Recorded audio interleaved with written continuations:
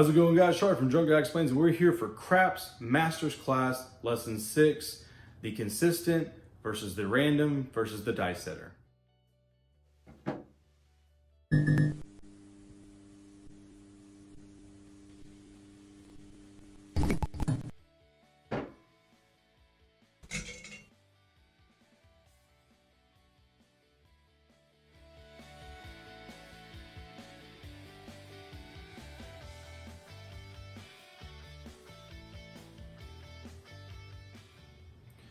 So there's a lot of controversy around dice setters, consistent shooters, random rollers, however you want to say it, okay? And so basically, let me define it first and I'll get into each one.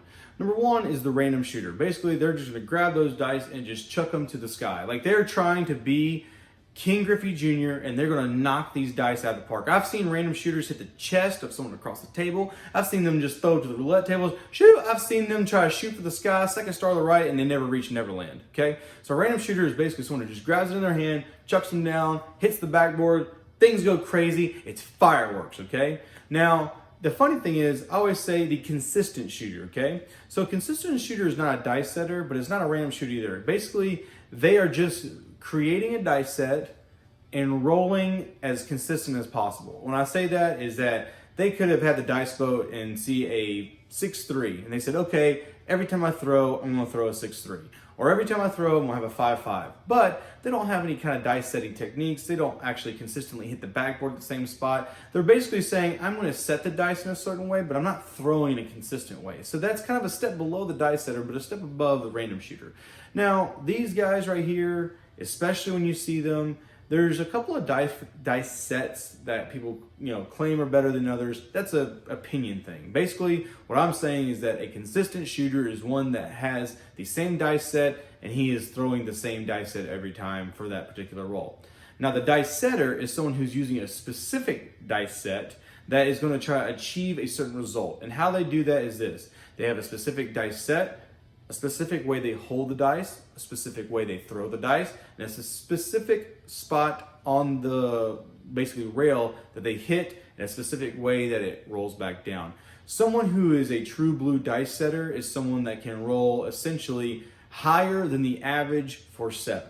And when I say that is that a 7 is a 6-to-1 ratio in terms of probability. It's a 1 out of 6 chance every single time you throw that you're going to roll a 7. So that means every 7 rolls, you should have a 7. So 1 out of 6. And so, or 1 out of 6 rolls. So in saying that, I would consider a dice setter is someone that on average in their roll histories are rolling greater than that value. They might roll more than that. They may have 10 rolls to a 7 or 20 rolls to a 7 or 30 rolls to a 7. Whatever that dice setter is claiming is their average, that's what the dice set is. And you see people selling dice setting methods all the time, hosting seminars and web weekends on how to throw dice, and that's their prerogative.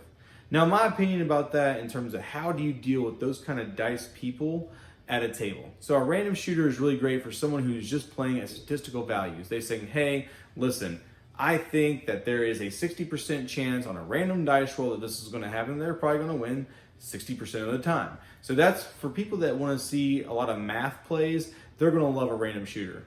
Consistent shooters are one of those weird people that, for me, it can go either way. A lot of times I consider, and this is my personal opinion, that a consistent shooter is just a random shooter with a little bit more clout. So I don't feel really leery about people like that. But at the same time, when you see a consistent shooter, you see a lot of, I would say, OCD ticks. You might have that consistent shooter doing a 5-4 dice set because why? They made money on it one time. They're doing little circles on the table. They're throwing dice in a certain way, and you're just like, there's no consistency there.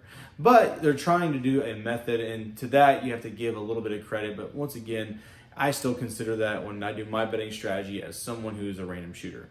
Now, the dice setter is a little bit more dangerous, especially depending on if you're a do or don't player and how that dice setter likes to play his.